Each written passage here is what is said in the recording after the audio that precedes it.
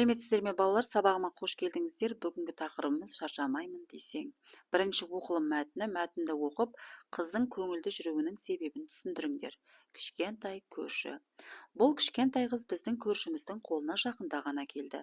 Сонда да ол осы маңайдағы тұрғындардың бәрімен көптен таныс сыр мінез адамдай етене боп араласып кетті. Оны бала да, үлкен де жақсы көреді. Демалыс күні бала біткеннің бәрі соның төңірегінен шықпайды. Оның білмейтін ойыны, таппайтын өнері жоқ. Неше алуан ойыншықтар жасайды, қағаздан сан алуан кестелер ояды. Жабырқау, қамығу, яки жатырқау, тосырқау дегенді білмейтін, жүрегін тек қуаныш қана жайлаған бұл жанға қарап еріксіз күлімсірейсің. Бойыңды әлденедей көңілді ағым билейді. Бұл тынымсыз жанның бір минут дамыл тапқанын көрген емеспін. Жұмысынан қайтса, пәтеріне келе салып, я кесте тоқиды, я кітап оқиды, немесе үй шаруасымен айналысып кетеді. Әйтеуір қарап отыру деген онда бола бермейді, және бір тамашасы сол жүргеннің бәрінде ылғи өлеңдетеді де жүреді. Мұхан Иманжанов. Астында берілген 4 сұраққа балалар өзіміз жауап береміз. Келесі тапсырма деңгейлік тапсырмаға назар аударамыз. Екінші тапсырмаларды орындаңдар. Бірінші деңгей мәтіндегі жағымды және жағымсыз әрекеттерді білдіретін сөздерді бөліп жазыңдар. Үлгі: жабырқау, күлімсіреу. Жағымсыз әрекеттер: қамығу, жатырқау, тосырқау, бір минут дамыл таппау. Жағымды әрекеттер: күлімсіреу, жүрген жерінде өлеңдету, етене боп араласып кету, үй шаруасымен айналысу, бойыңды көңілді ағым билеу, жақсы көру, жүрген жеріне қуаныш сыйлау, кітап оқу, кесте тоқу, неше алуан ойыншықтар жасау, қағаздан сан алуан кестелер ою. Келесі екінші деңгейлік тапсырма.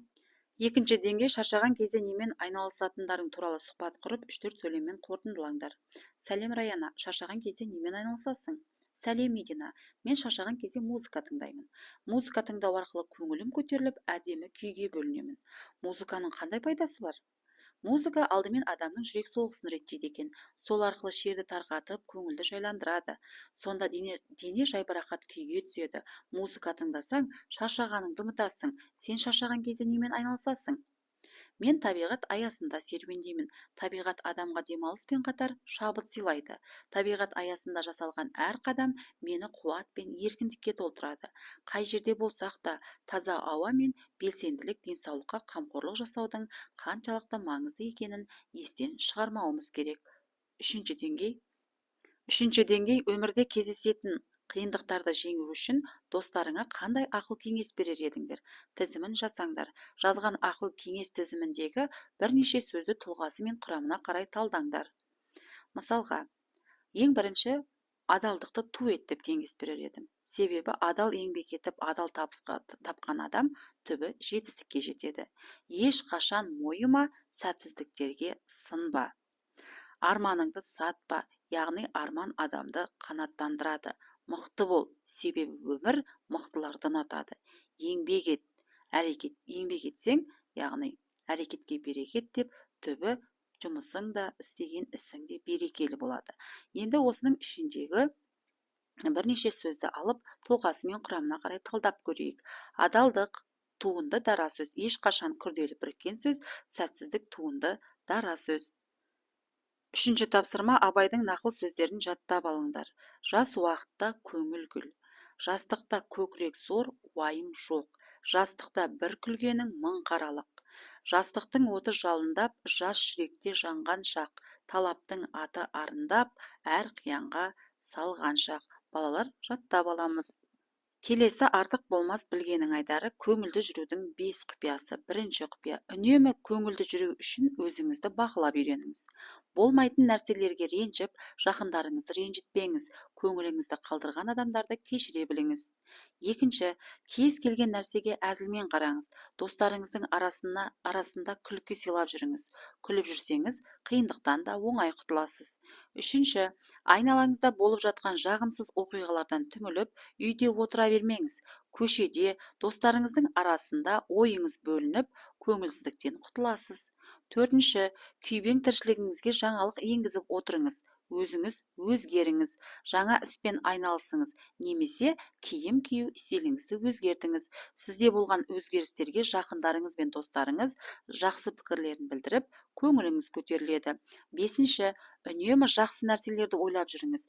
Тіпті ауыр жұмыс үстінде де достарыңызбен көңіл көтеруді ойлаңыз. Есіңізде болсын, өзіңіздің көңіл күйіңізге өзіңіз ғана жауаптысыз. Төртінші тапсырма, артық болмас білгенің айдарында берілген мәліметтерді негізге алып, қос жазба күнделігін толтырыңдар. Үнемі көңілді жүру үшін менің ойым. Ал ендеше тыңдаймыз. Үнемі күліп жүру. Менің ойым, өзіңізге де, өзгеге де көтеріңкі көңіл күй сыйлайсыз. Әрине, үнемі күліп жүретін болсаңыз. Жаман ойлардан аулақ болу. Жаман ой жанды аздырады. Сол себепті адам үнемі жақсы нәрсе ойлау керек. Жақсы нәрсе ойласақ, ол міндетті түрде орындалады.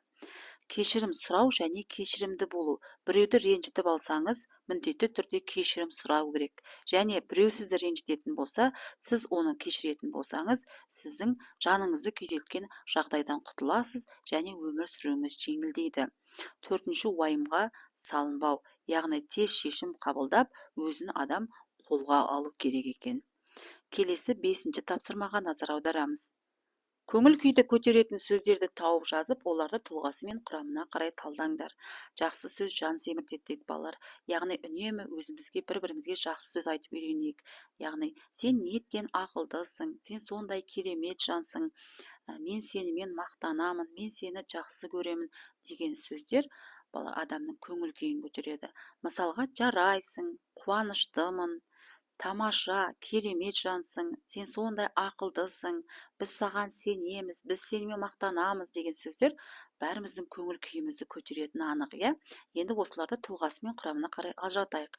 Жарайсың, негізгі дара сөз, қуаныштымын, туынды дара сөз, түбірі қуан, өйткені одан зат есім ыш дегеніміз етістіктен зат есім тудырушы жұрнақ. Тамаша, негізгі дара сөз, керемет жансың, күрделі тіркесті сөз, өйткені керемет жан тіркесті сөз. Ақылдысың, туынды дара сөз, себебі ақыл деген зат есімнен д деген жұрнағымыз, яғни зат есімнен сын есім тудырушы жұрнақ. Біз сенімен мақтанамыз, бұл күрделі тіркесті сөз. Балалар, сабағым ұнаса, менің арнама тіркеліп, лайк басып, комментарий жазуды ұмытпаңыздар. Келесі сабақта кездескенше.